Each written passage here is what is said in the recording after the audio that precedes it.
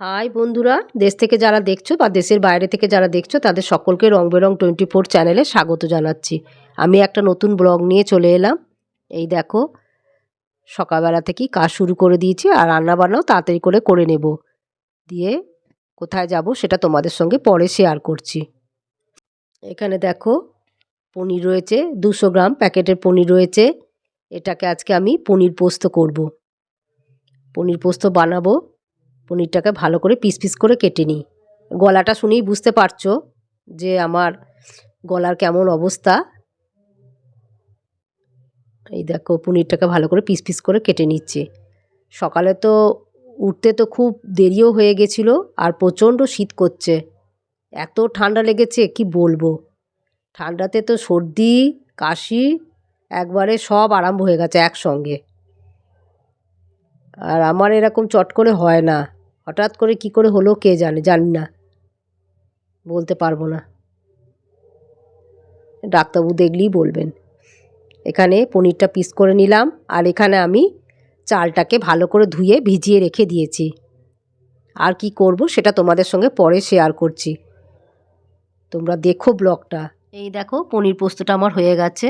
পনিরগুলো ভেজে নিয়ে কালো জিরে তেজপাতা লঙ্কা সম্বরা দিয়ে পোস্তটা দিয়ে পনিরগুলো দিয়ে করে নিয়েছি। একটু অল্প নুন মিষ্টি দিয়েছি, হলুদ দিইনি। আর এখানে আলু সেদ্ধ করা হয়েছে, আলু সেদ্ধটা পেঁয়াজ দিয়ে মাখবো, সেটা তোমাদের সঙ্গে একটু শেয়ার করে দেবো। আর এখানে ডাল বসিয়ে দিয়েছি কুকারে। ডাল আর আলু একসঙ্গে বসিয়ে দিয়েছি। আমি কুকারে করি না, কিন্তু কুকারে বসাতে হয়েছে, তাড়াতাড়ি আছে বলে। ডালটা কি দিয়ে করব দেখো, সবজি ডাল। ডাল এখানে সেদ্ধ করতে দিয়েছি আর এখানে অল্প কপি আছে, যা ছিল তাই দিয়েছি। কপি আর এখানে মটরশুঁটি আর বিনস, আলু মটরশুঁটি বিনস কপি দিয়ে করব। আর সম্বরার সময় আমি অল্প একটু টমেটো দেব আর আদা বাটা, জিরে গুঁড়ো, ধনে গুঁড়ো, এইটা দিয়ে আমি ডালটা সম্বরা দিয়ে দেবো। আর অল্প একটু নুন আর মিষ্টি, নুনটা যেমন স্বাদ মতো, মিষ্টি দিয়ে সম্বরা দিয়ে দেবো। আর এখানে তোমাদের সঙ্গে আগে শেয়ার করেছি ভাতের চালটা ভেজানো আছে, এখন ভাত বসাইনি, বসাবো। এই দেখো, আমার সবজি ডাল তৈরি।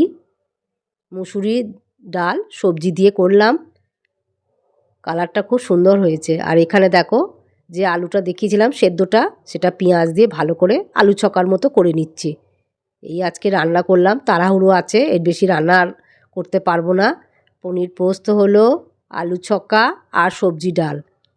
আর এদিকে ভাতটাও আমার হয়ে এসছে, তাড়াতাড়ি করে নামিয়ে দিয়ে এবারে বেরিয়ে যাব আমরা। এই দেখো, কোথায় এসেছি বলো তো, এখানে ডাক্তারখানায় এসেছি।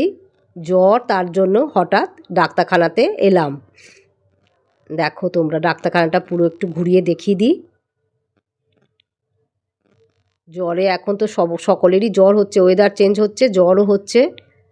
আর শরীরটা এত মানে খারাপ লাগছে কি বলবো, যেমন সর্দি হয়েছে তেমন কাশি হয়েছে আর তেমন শীত করছে। এখানে সব ডাক্তারখানাটা একটু দেখিয়ে দিই ঘুরিয়ে। এটা হচ্ছে হোমিওপ্যাথিক ডাক্তার। অ্যালোপ্যাথি দেখায় না, আমি অনেক দিন ধরে হোমিওপ্যাথিকই দেখাই। এই ডাক্তারের কাছে আমি বরাবর দেখাই। এখানে একটা পেশেন্ট শুয়েও আছে। এই যে আমাকে একটু দেখিয়ে দিলাম, এবারে ডাক্তার দেখাবো। মাস্ক পরে নিয়েছি, সর্দি কাশির ব্যাপার তো মাস্ক পরে যাওয়াই ভালো। এবারে আমি ডাক্তারখানায় ঢুকবো, দিয়ে পরে শেয়ার করছি আবার তোমাদের সঙ্গে।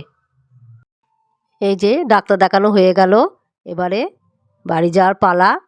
তোমাদের যদি ব্লগটা আমার অল্প একটু ভালো লাগে, লাইক শেয়ার সাবস্ক্রাইব করে দিও। তোমরা ভালো থেকো, সুস্থ থেকো, সাবধানে থেকো। আবার পরের ব্লগে দেখা হচ্ছে। Bye bye.